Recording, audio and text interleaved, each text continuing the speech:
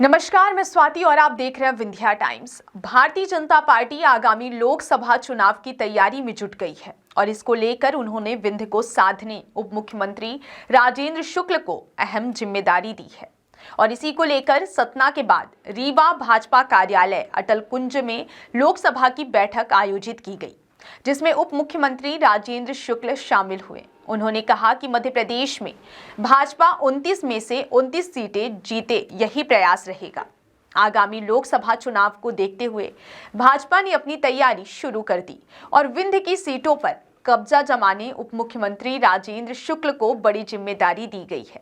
उन्हें रीवा क्लस्टर का प्रभारी बनाया गया है। इसमें रीवा, सतना, सीधी, शहडोल सीट शामिल है।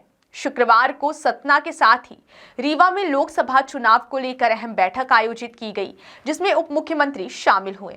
उन्होंने कहा कि लोकसभा चुनाव को लेकर भारतीय जनता पार्टी ने पूरी तरह से कमर कस ली है, क्योंकि प्रधानमंत्री मोदी को तीसरी बार प्रधानमंत्री बनकर के भारत के वर्षों पुराने सपनों को साकार करना है। लोकसभा चुनाव को लेकर भारतीय जनता पार्टी ने पूरी तरह से कमर कस लिया है, क्योंकि मोदी जी को तीसरी बार प्रधानमंत्री बना के भारत को वर्षों पुराने सपने को साकार करना है, भारत को विश्व गुरु के स्थान पर पहुंचाना है। 10 वर्षों के मोदी जी के शासन ने उस महान लक्ष्य के नज़दीक हमारे देश को पहुंचा दिया है।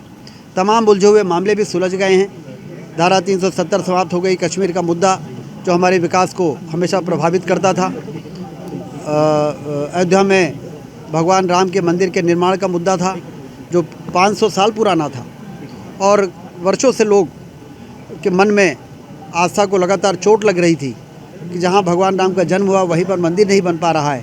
तो मोदी जी ने वहां पर भव्य मंदिर का निर्माण भी करवा दिया है। 22 जनवरी को उसका विधिवत उद्घाटन होने वाला है। तो और इसके साथ साथ गरीबों के कल्याण की तमाम तरह की योजनाएं जिस प्रकार से चली हैं, गरीब अब 5 लाख रुपए का कार्ड लेके बड़े से बड़े अस्पताल में जाके अपना इलाज करा रहा है। तो तमाम तरह की जो चीज़ें हैं, हवाई अड्डे बन रहे हैं, रेलवे की लाइनें बिछ रही हैं, 4 लेन की सड़कें बन रही हैं। देश में एक नई आर्थिक क्रांति आई है मोदी जी के नेतृत्व में। तीसरी बार मोदी जी प्रधानमंत्री बनेंगे तो भारत विश्व गुरु के स्थान पर पहुँचने में पूरी तरह से कामयाब हो जाएगा। इसलिए देश की जनता ने भी मोदी जी के फिर से प्रधानमंत्री बनाने का ठान के रखा ही है।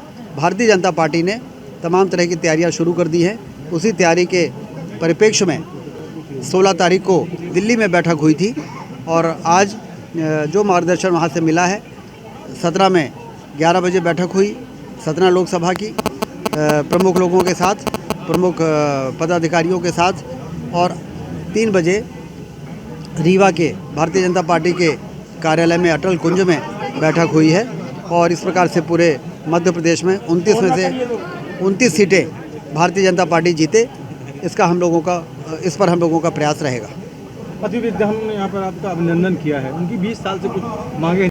वहीं दूसरी ओर रीवा के शासकीय आदर्श विज्ञान महाविद्यालय में मध्य प्रदेश अतिथि विद्वान नियमितीकरण संघर्ष मोर्चा रीवा संभाग द्वारा एक कार्यक्रम आयोजित कर उप मुख्यमंत्री राजेंद्र शुक्ल का अभिनंदन समारोह आयोजित किया गया। इस दौरान उन्होंने कहा कि आप लोगों ने भारतीय जनता पार्टी की सरकार बने, उसमें अपनी भूमिका निभाई।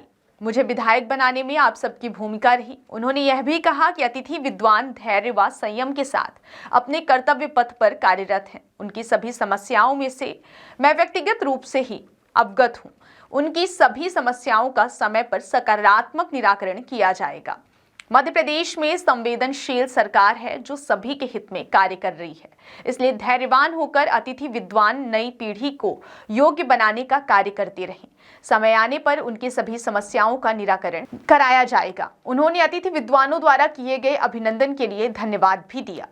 अनुसार समय समय पर शासन ने निर्णय किए हैं और वो संतुष्ट भी हैं, और जो और बची हुई उनकी मांगे हैं उस पर हम लोग गंभीरता से विचार करके और रास्ता निकालेंगे।